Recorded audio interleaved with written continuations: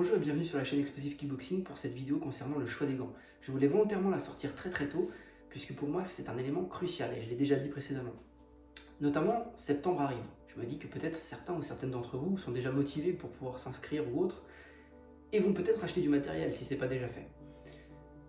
Alors, je vais simplement apporter ma pierre à l'édifice parce que bon nombre de youtubeurs sur les sports de combat ont déjà fait des vidéos sur le choix des gants.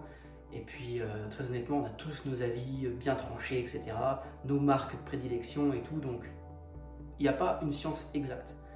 Néanmoins, il y a des caractéristiques à connaître qui sont universelles, et là, on ne peut pas déroger aux règles. Choisir ses gants, c'est un petit peu comme choisir vos pneus pour la moto ou la voiture. Si vous faites n'importe quoi, ça va mal se passer. En 17 ans, j'ai accumulé pas mal de paires de gants, elles sont pas toutes ici parce que ça servirait à rien, et honnêtement, certains ont très mal vieilli. Avant toute chose, j'aimerais commencer par vous dire qu'il faut acheter des bandes de boxe. C'est primordial avant d'enfiler votre premier gant. Donc des bandes de boxe, c'est quoi? Moi ici, donc dans la plupart de mes vidéos, vous me verrez toujours avec la même chose. Ce sont des bandes hybrides en fait. C'est un gant, je l'ai là, regarde. C'est un gant avec du gel que vous verrouillez sur la main. Et après vous avez presque 2 mètres et quelques de bandes en fait pour faire le tour du poignet, puis au niveau des métacarpes.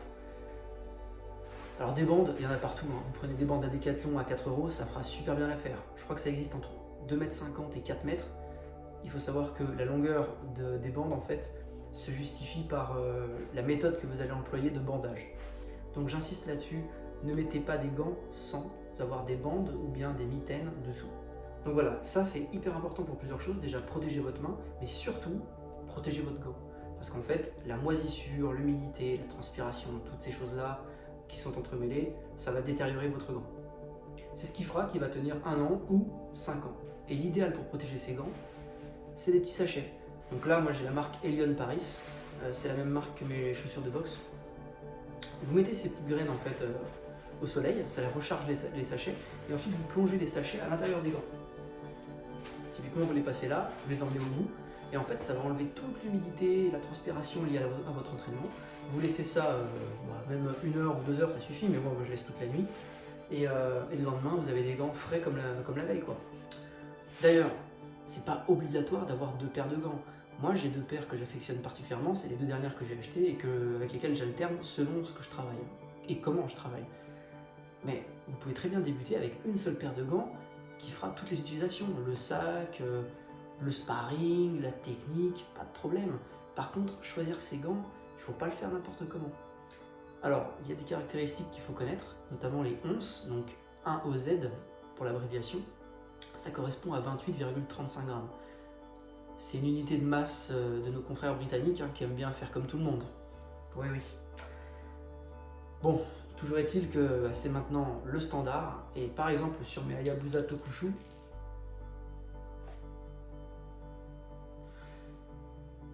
j'ai du 10 OZ, donc 10 OZ, on est sur 283 grammes, un truc comme ça, pour un gant. Donc après voilà, vous considérez sur la paire ce que ça vous fait au bout des mains. Il existe des centaines de marques de gants, mais franchement, ça va être super facile pour vous de choisir une paire après cette vidéo, puisqu'en fait, il n'y a que quelques marques à retenir, et surtout, je dirais même, un certain budget à retenir pour avoir quelque chose de tout à fait convenable. Je vais être sûrement beaucoup plus rigide que d'autres youtubeurs sur le sujet, qui s'expriment sur le choix des gants. Faut dire qu'en 17 ans, je me suis fait un avis très tranché, en fait, peut-être trop tranché. Pour moi aujourd'hui, des paires à moins de 100 €, faut oublier. Même pour une pratique intermédiaire, franchement. Un débutant pourra se satisfaire de gants à 80 balles. Ça va lui faire 2 voire 3 ans, et la 3e année, ça va pas être terrible. Mais voilà, il va les emmener. Mais autant mettre en fait un budget convenable dès le départ, plutôt que de faire 80, plus 120, plus 150, machin. Vous allez vous y perdre en fait, vous serez perdant à la fin, quoi. Moi honnêtement, j'ai toujours eu des gants qui m'ont fait 3 voire 5 ans. C'est beaucoup. Et j'en prends soin. Avec ce que je vous ai dit, les bandes, les sachets, et notamment un petit coup de spray antibactérien, ça fait toujours plaisir. Toujours conserver ses gants dans un endroit sec, aéré, voilà, ça va vous faire des années. Je vais vous parler de mes Hayabusa Tokushu en 10 OZ, voilà. ça fait 7 ans que je les ai. Alors en blanc, ils ont un petit peu pris cher à cause de la transpiration d'un moment forcément, puis les coups voilà, ont un petit peu atténué l'imprimé que vous voyez sur le devant.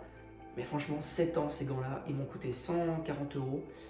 C'est pas du cuir. C'est pas du cuir, c'est un truc synthétique propre à Hayabusa, mais alors super quali, vraiment super quali. Et ça vous fait un gant hyper durable et puis super bien constitué, quoi. Franchement, Hayabusa avec leur système double velcro, hein, c'est eux qui ont inventé ça. Vous avez un velcro à l'intérieur qui permet un premier verrouillage, ici, voilà. Et ensuite vous verrouillez le tout avec le velcro supérieur, voilà. Donc on a le fameux symbole que vous pouvez retrouver sur les Suzuki Hayabusa pour ceux qui connaissent un peu les motos. Et Hayabusa qui signifie faucon pèlerin, l'animal faucon pèlerin en japonais. J'ai une paire strictement identique en noir et bordeaux. Celle-ci est bien mieux conservée, elle a le même nombre d'années, hein, 7 ans, et vous voyez pourtant tout est super bien conservé. Il faut savoir que là les Hayabusa que je vous présente, ça fait 7 ans à raison de 3 à 6 heures d'entraînement par semaine.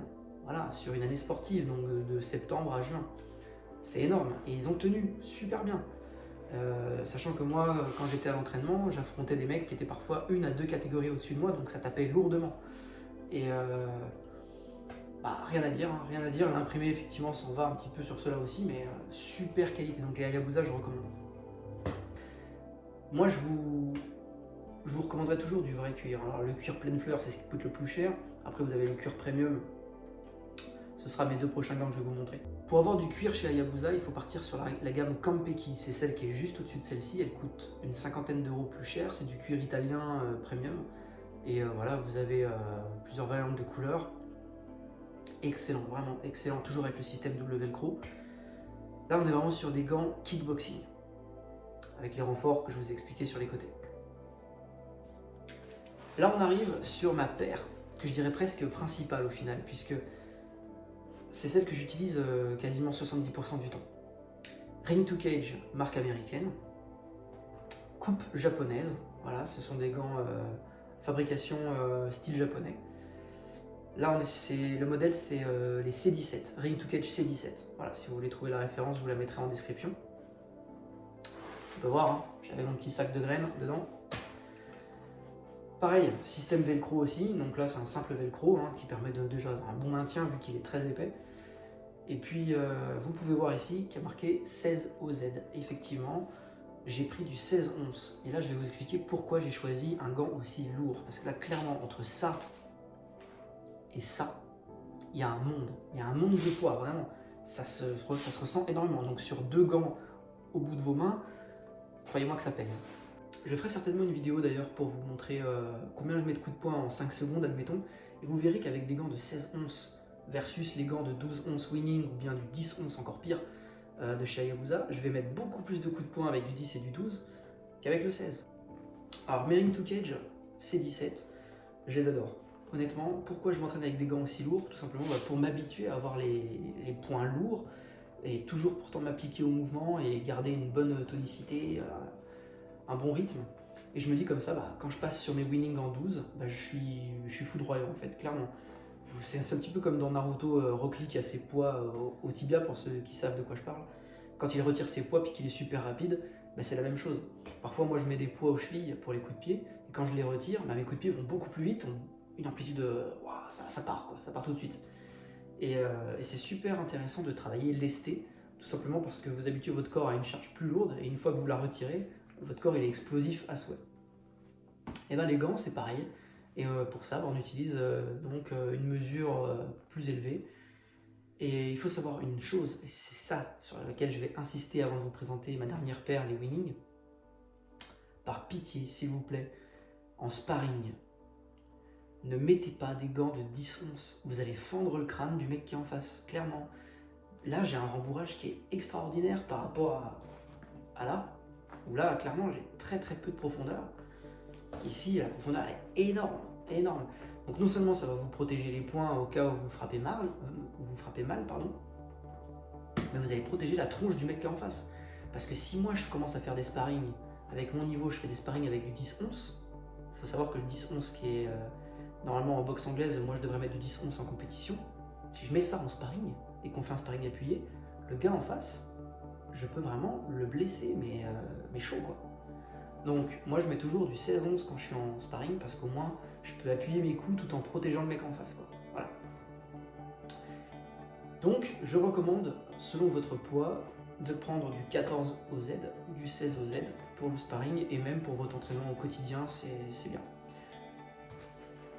J'ai fait le choix pour ma reprise de cette année de me faire un gros plaisir, un gros kiff, de faire mes gants au Japon.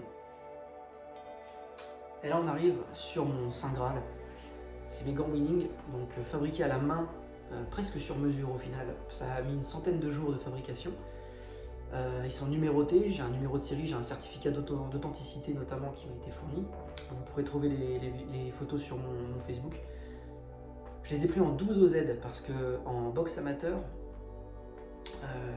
je dois mettre du 12 OZ en compétition. Voilà. Donc je les ai pris en 12 et pas en 10, puisque c'est clairement sur cette unité de mesure là que je vais me battre. Et là vous voyez que j'ai des gants à lacets. Effectivement j'ai pris l'authentique pur, donc en plus quand vous les prenez à lacets, vous avez ce superbe badge Winning en bas, mais attention, là c'est mon petit côté fanboy. Winning c'est la marque phare au Japon, vous allez dans n'importe quel gymnase digne de ce nom à Tokyo, le JB Sport Gym à Tokyo si vous voulez regarder sur Google, c'est notamment le mangaka qui a créé Hajime no Ippo, le manga sur la boxe anglaise, qui a racheté le club JB Sport Gym où s'entraînent les grands champions japonais en welter, pro welter. C'est du Winning partout, partout, partout. Et dans le manga d'ailleurs, il a récupéré du Winning qu'il a dessiné sur les personnages. Pour leurs gants et pour leur matériel de protection de tête et tout.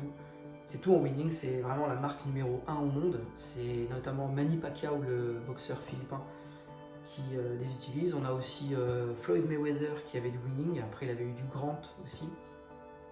C'est vraiment une marque extraordinaire. Et donc, je voulais vous présenter cela, déjà parce que j'en suis totalement amoureux, et parce que c'est un système à lacets, donc authentique. C'est ceux qui sont d'ailleurs représentés en compétition, sur lesquels comment on dit, bref, les gars qui vérifient en fait si le laçage est correct. Ils viennent appliquer leur bande en fait sur laquelle ils viennent signer pour dire que voilà, c'est des gants qui ont été vérifiés, parce qu'à l'époque quand les combats il n'y avait pas autant d'éléments de contrôle, et bien il y avait des petits mecs, des petits rigolos qui foutaient des clous à l'intérieur de leurs gants histoire de déglinguer le mec en face. Voilà. Donc le système de laçage, je le privilégie totalement au velcro parce que là vous avez vraiment quelque chose d'adapté à votre main. Vous avez tous ces réglages potentiels ici. Vous enfilez ça. Alors là vraiment dans ces gants là c'est un monde entre ceux-là et tous les autres que j'ai. Là je suis dedans, je suis comme dans mon coussin quoi. Je suis comme si j'allais me coucher dans mon lit quoi, clairement. Vous venez ici, vous tirez, bam, là vous avez quelque chose de parfaitement adapté. Et là je vais vous présenter un système super cool qui s'appelle le lace and loop. Le lace and loop en fait c'est un système qui convertit les lacets en velcro. Donc vous venez là, vous tirez ici, et là vous commencez à enrouler autour du gant, bam bam bam bam bam. Tac, hop. Et là, vous avez quelque chose de super bien fermé, super bien adapté au point.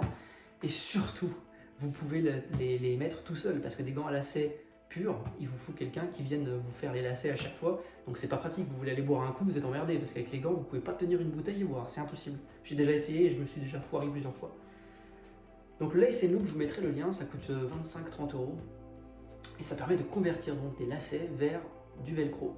Et là, vous avez le meilleur des deux mondes. La rapidité du velcro et le réglage parfait, l'authenticité des lacets qui est conservée. Donc voilà vraiment ce qui est à retenir et sur lesquels les points sur lesquels je veux vraiment insister. Prenez des gants adaptés à votre poids. Moi je vous dirais toujours, une paire de gants ça suffit. Mais quand on veut commencer à monter son niveau de boxe, il faut vraiment prendre des gants lourds pour s'entraîner avec quelque chose de balèze et améliorer sa technique, améliorer sa puissance et tout. Là je vais vous mettre un tableau donc pour les poids et les correspondances pour les gants, et vous verrez qu'en fait il faut vraiment pas faire n'importe quoi.